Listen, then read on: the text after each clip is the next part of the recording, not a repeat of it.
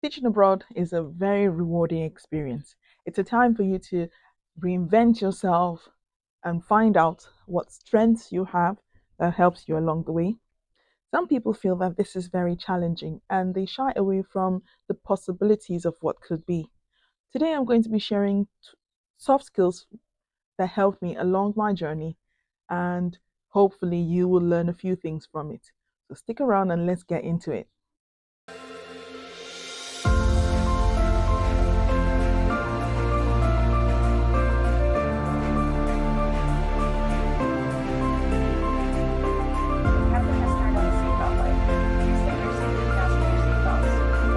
Hello and welcome to my channel. My name is Jay, and if you've been on this channel before, you would know that I talk about travel, being an expat teacher, raising third culture children, although I haven't really gotten into the children part as yet. I've been talking about the teaching aspect of it, and today's video is about soft skills that I use when I started teaching abroad. If this is your first time here, thank you. Grab a drink, make yourself comfortable, and I promise to keep you entertained. If you've been here before, thank you so much for coming back. Thank you so much for being part of my community. Thank you so much for growing with me. And I hope that you're learning things that will help you along the way. This segment today is in response to a question that I got about things that I would recommend to anyone who's starting on this journey. Now, today's soft skills that you need for teaching. Number one, communication skills. Communication skills can either make or break anyone. Now, when you talk about communication skills, some people say, but I talk to people. It's not the way you talk, it's how you talk and how you articulate your ideas, how you pass the message across. Remembering that the way you talk where you're from is different from the way they talk in this new culture of that you found yourself in. The nuances that people have in different cultures is different. For instance, I can say in Nigeria that if I talk to someone, I have to put ma or I have to put sa, and I have to show that I am humble in my interactions with people. Now, in some cultures, that will come off wrong because they will feel that you're not confident in what you're saying. If you start trying to take a lower role to the person that you're talking to, for example, adding a ma or a sa, or saying sorry when someone falls or trips or something or sneezes. I know we do that a lot in Africa, but it's not the same over here. And you will definitely hear things like, "Why are you sorry? You haven't done anything to me." Let me tell you, if that has happened to you before, please comment down below because that used to happen to me a lot at the beginning of my career, where someone would sneeze or someone would trip over, and I will say, "Oh, sorry," because in the language that's used in my country, you do that. You say pele, pele, peleo, and people understand that you're empathizing with the person. However, in this new culture that you find yourself, is that is that what they really do? This is the reason why I encourage people to go into schools and just have a feel for what's happening. Children are the best people to observe to understand what the culture is like in a country. If you observe the children because they sponge of their parents, chances are you will understand the culture a little bit more. And children are very astute. They will explain it to you. They're the kind of people who they're just innocent in their interactions. So you see a lot more from children than you do from adults. Adults have learned social graces and they're able to control themselves a lot more. They're able to keep a clamp on their emotions. But children are really, really good. So if you want to get into teaching, yeah, that's a good way to go. Look at the children and you will find out a lot more about the culture. Another thing about communication is that you express yourself clearly. Don't think that people know what you mean. Don't think that people will assume. I mean, you don't want to talk down on people and make them feel like you're over explaining, but you need to be clear in your expression. You need to be clear in your communication skills. You need to be articulate. If I want someone to help me while I'm doing something, I mean, if you're Nigerian, comment down below and tell me, your mom's carrying your mom comes back from shopping and she's carrying bags. Uh, it's just a natural thing that you leave whatever you're doing and you go there and collect those bags from her. It doesn't mean she can't carry them. It's just part of the culture. Now, in some other parts of the world, that might be misconstrued as you seeing them as weaklings. Why are you carrying the bag for me? Why are you opening the door for me? Why are you doing this? Why are you doing that? So one of the things that you need to learn is that when you are communicating your ideas to people, please make it clear. You don't have to have an accent because let's face it, the accent in Newcastle is different from the accent in Devon. It's different from the American accent and it's different from the Australian accent, even though they all speak English. And the different cultures in all this place, it might be similar, but there are differences in the culture. So you need to be clear when you're communicating to people so that people understand what you mean without things getting lost along the way. For instance, you're in a classroom and the teacher is marking and you want to do the displays in the classroom. You can say, do you mind if I do the displays now? I mean, she won't mind if you do the displays, but it's just good that you communicate your ideas clearly to the person so that the person knows that you're about to either start ripping things off the wall or you're about to start working, so you need a bit of peace and quiet, and or you don't want to be bothered, or because you're going to be busy, you can't be asked to do something else. It's not like, it's just putting people in the know. Do you mind if I do the displays now? Of course, she won't tell you not to do the displays. Or, I'm off to get some tea. Would you like some tea? And let her say, or let him say, no, thank you, I've had some before. Or let the person say, no, thank you, I've had some before. Or, yes, please, 1 cube of sugar, no milk. Even if the person says, yes, please, ask, how would you like your tea? Be clear in your communication with people because that's what makes them understand and be on the same page with you without the complexities of the culture coming in. You also need to be an active listener. A good communicator is an active listener. That means you hear what the person is saying. Don't try to interject. Don't try to cut into the discussion. I mean, some people really get frustrated when they're talking and someone breaks into it. I know in Nigeria, it's not one of, we don't take offense. In Africa, we don't take offense. We just, you can see two friends when they're talking. You see this one talking and trying to talk over the other one. But somewhere, somehow, you ride it and you understand that the person doesn't mean any harm. But in some parts of the country, you'll be labeled as obtrusive or someone who doesn't read the room or someone who doesn't understand that you have to let one person speak before you interject and you jump into it. And sometimes you'll find after a while they stop talking because you're the kind of person who they feel does not understand that you need to let the other person speak. They'll say in their heads, yeah, she likes listening to her own voice, so I'm just going to let her get on with it. I'm not saying don't share your ideas, but try to listen actively. Make sure you're an active listener as well, and you let them let them finish their idea, and then you can actually give your 2 cents on the matter. Students need this a lot because, especially if you're teaching students from a culture that's different from yours, students need you to understand what they're saying. They need you to listen actively to what they're communicating to you, and they need you to understand and act on what they've told you, not on what you've assumed that they're trying to say. The next soft skill that is really, really crucial to have is your adaptability and your flexibility. Now, if you watch this video that I posted a while ago, I explained that when I was at that school volunteering, I made sure that I was adaptable and I was flexible. Flexible in the sense that sometimes people are busy and they would ask you to, oh, can you please do that? I mean, within limits, they will ask you to do things that are outside of your normal duties on paper.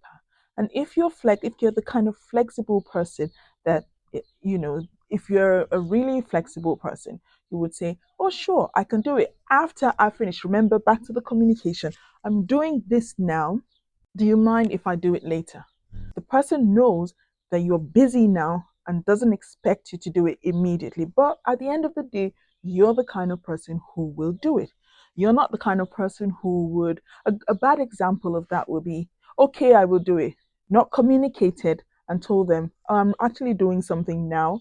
You're saying, okay, I will do it. And the person goes off and comes back an hour later and then starts moaning or complaining that, oh, she's just a waste of space. She can't do anything. I asked her to do this 2 hours ago or an hour ago, and she still hasn't done it. You've not communicated that you're busy at the moment. You can't do it now, but you'll do it later. And if you say you're going to do it in an hour, please make sure that you do it in an hour. But the main point there is that you are flexible enough to take on that extra duty, and that goes a long way for you. And it speaks for you because it means that you're the kind of team member who will take on extra role. Now, some people like to stretch this, and when they see that you're the kind of person who will take on all the extra roles, please don't fall into that trap like I did at some point in my career, because I wanted people to see that I was flexible. I would take on so many roles and then I would not be able to do it in the end. Do not do that, because that would give bad vibes as well, because they would think, yeah, but you knew you couldn't do it all. Why did you accept to do it all? So instead of doing something good for you, you end up doing something bad. So please just try to find a good middle, as in, I can take on this extra role. I can't take on that extra role because I will be busy during that time. A good example would be this. Someone asks me, Janet, please, can you cover an art class at 2 o'clock? And I say, oh, 2 o'clock is my lunch time. What I can do is I can shorten my 1 hour lunchtime to 30 minutes, and then I can take the rest of the 30 minutes. Can you kindly find someone to cover the first 30 minutes? You see, that way I'm telling you, yes, I can cut my lunch hour short and cover that class for you, but I cannot give you the whole 1 hour because I will be eating.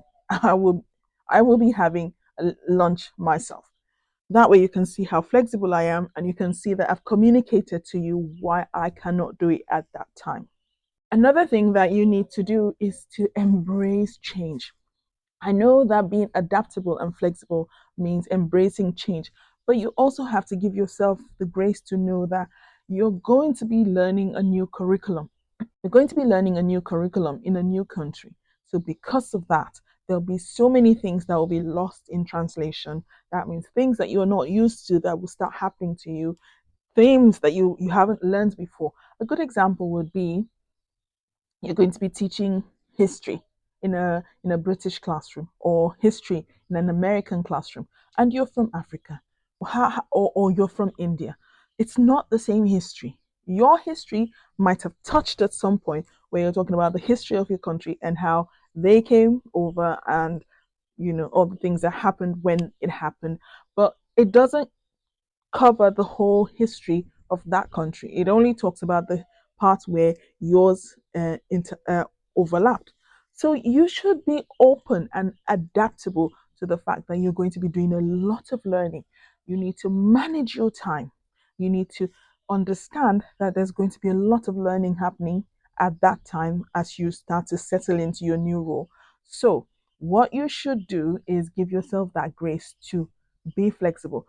You can take off a few things off your plate so that you have the chance to adapt to this new curriculum properly. Find resources. Don't wait for people to tell you or go look for this. You can ask questions. Back to communication skills. You see, communication goes into everything. You can come over and ask people, can you please show me the way to get to 1, 2, 3, 4, 5, because I need to get some more skills under my belt to understand how to teach history, or I need to understand how to teach the geography better. Can you please point me in the right direction?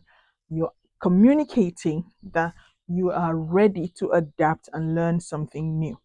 Part of the being adaptable and flexible is your ability to have an agile mindset. Someone says, when I said this to someone recently, I'm like, what do you mean agile mindset? Does my mind have to be doing acrobatics and all of that? Well, it is like acrobatics because so many things are coming at you at once, and you need to be able to take it all in. So if your mind is not flexible, for instance, they tell you, or your mind, if your mind is not agile, they tell you, oh, you need this CPD and you need that CPD. Every other person is not doing it because they already know what to do. You just need to catch up. You have gaps in your learning to teach properly that you need to cover. So, and everything is coming at you. And then they give you something, and then they remember, oh, there's an updated version of that. Please don't do that anymore. There's an updated version. Have this one instead. And it could get frustrating. And if you project a body language that shows, oh my God, I can't do this, I cannot do this, then you seem like someone who's a party pooper, a negative Nancy or a negative Nigel, as they say, and you rob people off the wrong way when you start projecting things like that. Remember what I said about opinions in one of my previous videos. Your opinion should be your opinion. It's not just for major things, it's also for small things like that. Keep it to yourself. If you have a mentor, you can mention it to your mentor, or else you're not marketing yourself properly. You're making people think that you're the kind of person who you're unyielding. You're not flexible at all. You want it this way, and then that's the only way it would be. I had a teacher once who uh, taught with me when I was in Egypt, and she would complain about everything. This is not how it was done in the UK. This is not how we do it in the UK. This is not how you do it in the UK. Or another one who worked with me in Spain, who was always complaining about how the children are thick, they don't know. I mean, think about it. Even thinking children are thick is just bad enough. Because number one, you're bringing English to them in the school. It's not their first language. It's an academic language, meaning that they do not have any interaction with this language when they go back home. The only time they interact with this language is when they're with you at school. So many nuances of the language will be lost. There's nowhere to practice. So coming into the classroom, you need to empathize. And this is one of the reasons why when I go into a new country, I learn the language. Every Saturday morning, I am learning the language because when you learn a new language, you understand how difficult it is for you to pick up even the things that babies could pick up because it's their mother tongue. And you then try to put yourself in the children's shoes in your classroom, and then you see, oh, it's hard for them. I'm learning this new language and I can't get past the verbs, or I can't get past, or I know the verbs, I know the words, I know the sentences, but I don't get the idioms. I can't crack a joke. I take everything literally. So it's the same thing with the children. And because of that, you need to show that you're agile, your mindset is you are adaptable and you're flexible. Now, the last two skills I will mention to me are the most important skills of all. I understand how you need all the other skills. But these last two skills I'm going to be talking about are just what wraps up all the other skills. The first is time management skills. Time management skills, they're really, really important because it helps you, one, prioritize your tasks to know which tasks you need to finish quickly, which ones can be left for a little bit longer, and which ones you would need to effectively plan for. Now, you've already done a lot of that already because you knew when the recruitment season opened, you knew when the deadlines for the jobs you applied for were, you knew all the things you need to set in place, like applying for the Ministry of Education stamp and all of that within a certain time frame so that you could meet the application window. Now, see, all these things are already you practicing time management skills.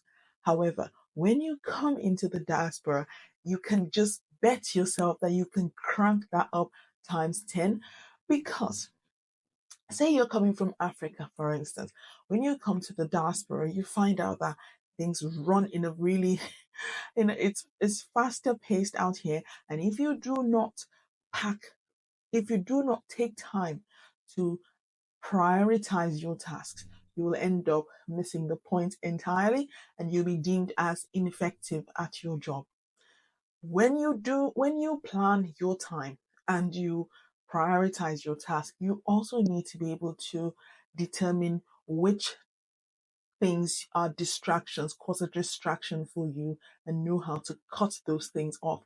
I'll give you an example. When I first got into the diaspora, in my bid to keep up with things that were happening back in my home country with people that I left behind, I used to spend a lot of time on Instagram. I used to try and watch videos that they sent me from home to keep up with what was happening.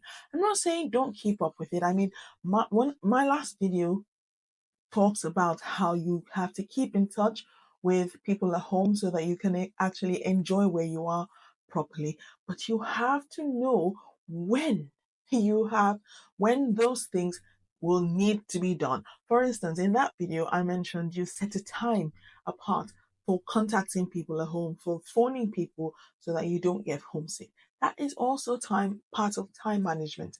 You're managing your time so that you're useful and effective where you are in your international teaching post, as well as managing time to keep up with people that you've left behind. The last skill that I think just sums it all up is emotional intelligence. Having the emotional intelligence to show empathy, show an awareness for the nuances of a new culture and how some things which you used to take for granted in your culture has now become a big deal in this culture. Knowing when to make your plug-in so that your empathy and your relationship management skills come into play so that even though you've planned a time to do your CPDs or do your lesson plans and all of that, if you decide that you need to, if your emotional intelligence tells you that you need to take 10 minutes out of your time to bond with your team members, or you need to take 10 minutes of your time to spend time with that child in the class who needs you, or with a wider school community where you have to just help out in different activities around the school, you will find that you are building a much bigger appreciation of for your skills in the school community, and that will get you a long way indeed. Don't say, oh, I've got to do this at so time, so I'm not even going to notice that child in the corner who needs 5 minutes extra of my time. And all these things, when you put together, will give you that ability to showcase your skills on the international setting and help you reinforce in people's minds that this kind of person, people who look like this, belong in the educational system. Thank you so much for coming to this point of my video with me. I hope you've enjoyed it. I hope you've learned something from it. I hope you've picked something which you're going to start incorporating into your time and your role in your current school. And I hope that this will inspire you to join me